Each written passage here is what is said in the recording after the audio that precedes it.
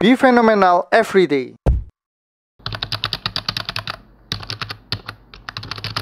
Video kali ini saya akan membahas aksi korporasi dari Inco, yaitu right issue. Ya, jadi right issue dari Inco ini prospektusnya sudah keluar di tanggal 10 Juni 2024 ya. Ini teman-teman bisa download di website idx.co.id. Nah, harga saham saat prospektusnya itu keluar itu ada di level 4.320. Sekarang ada mengalami penurunan ya, karena hari ini sahamnya sekarang 4.180. Saham REIT yang akan diterbitkan itu berjumlah 603 jutaan, 603 jutaan lembar atau setara 5,73%. Nah, jadi untuk porsi masyarakat yang tidak menebus ya, tidak menebus REIT-nya nanti itu akan terdilusi 5,73%. Harga tebusnya 3.050, dana maksimum yang bisa didapat oleh Inco itu sebesar 1,84 triliun ya. Kalau ditebus semua. Rasionya adalah 8.233 saham lama akan mendapatkan 500 saham REIT ya yang baru. Come date-nya atau tanggal terakhir ya, di mana kita bisa mengikuti right issue itu 20 Juni. Jadi setiap pemegang saham yang mempunyai saham Inco di tanggal 20 Juni 2024 nanti berhak mendapatkan saham REIT-nya ya dengan perbandingan 8233 berbanding 500. Kemudian REIT-nya nanti perdagangannya 24 sampai 28 Juni dan diserahkan di tanggal 2 Juli. Nah, yang menarik dari right issue Inco ini itu adalah ada perjanjian di mana saat ini kan ada 3 pemegang saham ya, selain MindID, selain pemerintah. Itu ada Vale Canada Limited atau disingkat VJL, ada Sumitomo Jepang ya, SMM, dan Vale Jepang Limited VJL. Nah, mereka mempunyai yang paling besar Vale Canada ya, itu 4,3 miliar lembar saham atau setara 43%. Saham REIT-nya kalau kita bagi ya, ini dibagi dengan 8233, maka mendapatkan 264 jutaan ya saham REIT. Nah, ketiga-tiganya ini saham REIT-nya akan dialihkan ke MindID atau ditebus ya oleh MindID. Jadi mereka bertiga tidak akan menebus, tapi total saham REIT-nya mereka bertiga 358 jutaan akan ditebus oleh MindID sehingga porsi MindID yang akan bertambah banyak. Untuk penebusannya di harga 3.050, makanya pemerintah atau MindID menggelontorkan 1 triliunan ya untuk menebus saham REIT-nya. MindID sendiri punya 1,9 miliar lembar ya, sehingga setara 20% dia juga punya hak untuk tebus ya 120 jutaan saham REIT-nya. Kalau ditebus semua, pasti ditebus semua, bukan kalau ya. Itu membutuhkan dana 368 miliar ya. Di aksi korporasi right issue ini tidak ada standby buyer. Nah, sampai sini saja kita bisa tahu bahwa sebenarnya aksi korporasi right issue Inco ini hanya tujuannya untuk menambah porsi dari MindID.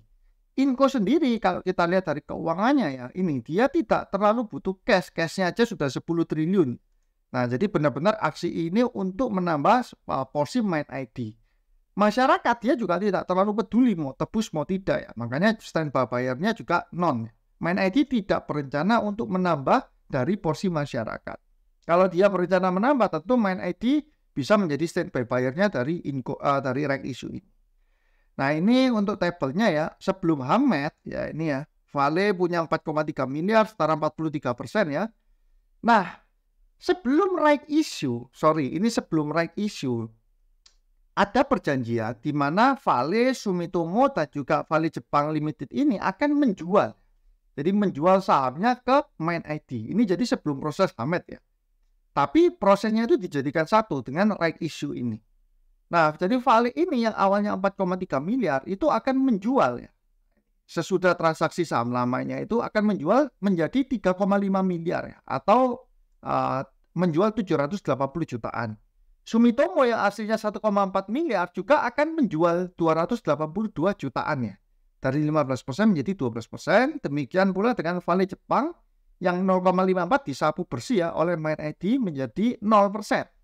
Sehingga porsi dari mineral industri Indonesia atau MindID ini dari 1,98 miliar menjadi 3,1 miliar. Ini sebelum proses Hamednya berlangsung ya.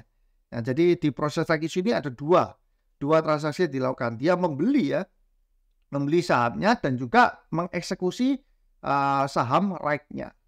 Sesudah ini dibeli, maka baru eksekusi dilakukan. Nah, sesudah transaksi saham lama kan jadi yang ini kan. Ini seperti ini. Kemudian transaksi lama plus Amet menjadi Vale tidak ada perubahan. Karena apa? Karena subtract-nya dieksekusi oleh Mind ID. Sumitomo juga tidak ada. Vale Jepang sudah habis ya. Sudah 0%. Dan yang Mind ID dia akan mengeksekusinya ya. Jadi saham Mind ID yang awalnya 3,1 M menjadi 3,5 M. Bertambah dari mana? Dari 358 juta dan 120 jutaan ini. Nah, ini menjadi 3,5 miliar lembar atau setara 34% mayoritas. Nah, jadi teman-teman bisa melihat ya bahwa sebelumnya majoritinya kan si Vale Kanada ini 43%. Kemudian dia dibeli 35 dan terakhir yang menjadi majority adalah Mind ID di 34%. Ini di sini diasumsikan ya bahwa masyarakat 100% menebus. Jadi sahamnya 2 miliaran ini menjadi 2,174 miliar atau setara 20,64%. Persentasenya tentu tidak berubah kalau misalkan masyarakat tebus semua. Dan saya yakin masyarakat yang mempunyai saham Inco itu hampir pasti menebus. Kenapa? Karena harga tebusnya kan di bawah harga sahamnya ya saat ini. Nah, ini kurang lebih ya gambarannya tentang transaksi right issue-nya. Ini yang juga menarik itu adalah sebelum saya masuk ke bagian yang paling penting ini untuk valuasinya, yaitu penggunaan dananya. Penggunaan dananya di prospektus ditulis yang pertama itu 1,46 triliun itu akan digunakan untuk beberapa kegunaan. Yang pertama 1,1 triliun untuk pembangunan infrastruktur, kemudian 335 miliar untuk pembangunan area tambang dan 15 miliar untuk pembelian peralatan. Terus di sini ditulis sisanya digunakan persoalan untuk modal kerja. Jadi tidak ditulis detail. Sisanya itu modal kerja ini yang berapa, bahan baku ini berapa, modal kerja lainnya berapa, tidak ditulis detail. Makanya pemerintah itu hanya melihat bahwa yang pasti ditebus itu 1,46 triliun. Ya. Nah, digunakan untuk infrastruktur pembangunan tambang dan pembelian peralatan. Padahal dana maksimum yang bisa didapatkan di awal itu kita tulis 1,84 triliun ya. Nah, 1,84 triliun kalau kita kurangkan dengan 1,46 triliun itu menjadi 379 miliar. Atau setara dengan dana masyarakat atau saham right yang tidak ditebus ya. Jadi Mind ID ini benar-benar sudah berpikir bahwa saya nggak peduli apakah masyarakat ini mau menebus ataupun tidak. Karena memang dia concern utamanya bukan mencari dana. Biasanya kan kalau kita ada perusahaan mau right issue kan dia butuh dana. Nah, ini right issue-nya hanya untuk meningkatkan jumlah sahamnya Mind ID. Nah, sekarang kita masuk ke bagian yang terakhir yaitu untuk valuasinya ya. Pemerintah berarti ya, dia pertama membeli saham yang lama. Saham yang lama dari mana ini ya? Nah, ini dia membeli dulu dari Vale Kanada 780 juta, dari Sumitomo 282 juta, dan Vale Jepang 54 juta. Totalnya 1,1 miliar lembar itu dibeli dulu oleh pemerintah. Harganya kali 3.050 menjadi 3,4 triliun. Kemudian yang kedua, pemerintah juga mengeksekusi right-nya dari mereka bertiga plus punya Mind ID sendiri, totalnya 478 juta. Ini dari mana? Dari ini ya, yang mana tadi porsi. Nah, ini ya, 358 juta right-nya tadi plus punya Mind ID sendiri 120 jutaan ya. Jadi totalnya adalah 470 juta setara 1,46 triliun. Sehingga pemerintah akan menggelontorkan dana totalnya itu 4,8 triliun ya. Kalau kita lihat di harga 3.050 ya, kalau di harga 3.050 dengan lembar saham nantinya itu 10 miliar lembar, sebenarnya bisa dibilang bahwa pemerintah ini membeli sahamnya Inco di market cap-nya itu 32 triliun. Nah, kita beranggapan bahwa 100% sahamnya itu seolah-olah seharga 32 triliun. Itu harga yang pemerintah beli. Loh kok, tapi pemerintah kan Mind ID kan punya 20% sebelumnya kan. Nah, apa nggak dimasukkan? Nah, 20% sebelumnya nggak saya masukkan ke perhitungan ini karena transaksinya itu dibeli melalui Inalum ya, sahamnya Inalum, di mana Inalum sendiri juga punya pemerintah. Jadi kayak pindah kantong aja, kantong kiri ke kantong kanan. Makanya saya nggak ikutkan untuk perhitungan ini. Dan itu transaksinya di harga 6 ribuan untuk 20%-nya itu. Yang saya benar-benar hitung adalah pemerintah mau membeli Inco ini nah ini atas sahamnya Vale dan Sumitomo ini di market cap 32 triliun. Dan menurut saya market cap 32 triliun ini harga yang sangat bagus ya bagi pemerintah. Jadi atraksi pemerintah menambah saham di Inco ini itu dia mendapatkan harga yang sangat baik ya. Itu menurut saya pribadi. Mengapa kok Inco mau melepas ya? Pemegang saham yang lainnya mau melepas karena dia tidak ada pilihan. Tahun depan sudah habis ya kontraknya. Jadi pemerintah mempunyai daya tekan terhadap pemegang saham existing untuk meningkatkan porsi dari main ID-nya. Nah, pertanyaannya sekarang untuk retail ya. Bagaimana untuk retail? Kalau kita misalkan punya saham Inco sekarang, let's say kita beli di 4.300 ya. Kalau misalkan nanti ya sahamnya kita tebus ya dengan rasio 8,233 berbanding 500, kita tebus semua, berarti average kita itu ada di 4.228. Kalau kita punya average di 4.228, itu berarti kita membeli di market cap 44 triliun. Artinya harga kita akan di atas harga belinya main ID, harga average-nya main ID. Kalau kita mau menyamai pemerintah tentu susah ya, karena kita harus mendapatkan harga rata-rata itu di 3.050 untuk mendapatkan market cap yang 32 triliun ya. Nah pertanyaannya, kalau misalkan nih, saya yakin mungkin banyak orang itu akan average-nya itu ada di level 4.000-an ini. Jarang sekali yang akan ada di level 3.000-an, atau bahkan mungkin ada yang di atas 4.000-an ya. Pertanyaannya, ini mahal atau murah? Nah, kalau kita melihat kembali saham Inco, ini sebenarnya sama dengan saham cyclical ya. Jadi kita bisa menggunakan cara perhitungan untuk saham-saham cyclical. Saya ambil contoh batu bara. Let's say ITMG ya. Saham cyclical ini jebakannya itu adalah di faktor PE ya, PE ratio-nya. Kalau teman-teman membeli saham-saham cyclical itu ketika PE ratio-nya sedang rendah, itu artinya teman-teman membeli saham itu di harga atau valuasi yang paling tinggi, di harga yang tertingginya. Jadi kalau batu bara ITMG, teman-teman, wah ini ITMG tahun 2022 18 triliun profitnya, PE-nya tinggal 2 kali. Justru saat ini teman-teman jangan beli, tapi itu harus dijual ya. Kenapa? Karena itu adalah merupakan harga tertingginya, bukan harga tertinggi, tapi harga yang kategorinya super premium ya. Ketika PE-nya sudah sangat rendah ini. Nah, ini korelasinya apa saham cyclical? Tentu dengan harga komoditasnya sendiri. Contohnya seperti apa? Misalkan kita lihat harga batu bara ya. Nah, harga batu bara kalau kita tarik 10 tahun terakhir ya. Nah, saat tahun 2022, saat ini ya, harga batu bara bahkan sempat 400-an, itu ya tentu membuat labanya perusahaan batu bara itu akan menggila semua, harga sahamnya juga ikut menggila. Nah, saat itu bukanlah saat untuk membeli malahan ya. Tapi kapan saatnya membeli? Ya ini saat-saat hancur-hancurnya ini ya. Misalnya 2016-an ini, kemudian ya ini 2020-an ini ya, yang sempat juga drop. Nah, kalau kita lihat di 2000, wah ini nggak kelihatan. Ya ini ya. Di 2016-an ya, ini ya, harga saham ITMG itu justru hancur kan. Karena harga harga batu baranya juga hancur ya. Begitu pula di tahun 2020-an di sini, itu juga harganya itu di bottom ya. Nah, jadi perhitungan untuk membeli saham-saham cyclical ini ketika harga komoditasnya itu juga hancur sehingga market cap-nya pun itu akan rendah. 2020 kemarin ya itu sekitar 15 triliunan. Kalau 2022 itu 40 triliun market cap-nya. Jadi kalau teman-teman beli di 2022 ya sudah hampir pasti itu akan loss ya di tahun 2024 ini. Karena itu pucuk-pucuknya ya batu bara 400. Nah, konsep ini yang juga sama dengan untuk perhitungan si Inco ya.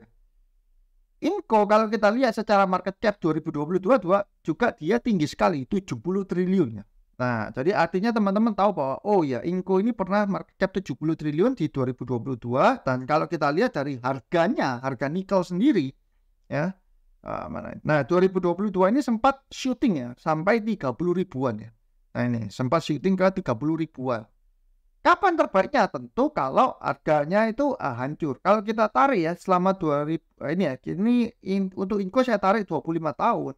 Dia pernah hancur itu di 2016-an ya. Sekitar 2016 itu harga nikelnya tinggal 8 ribuan. Kalau kita lihat di 2016, ini saya ganti Inco. Nah, ini Inco.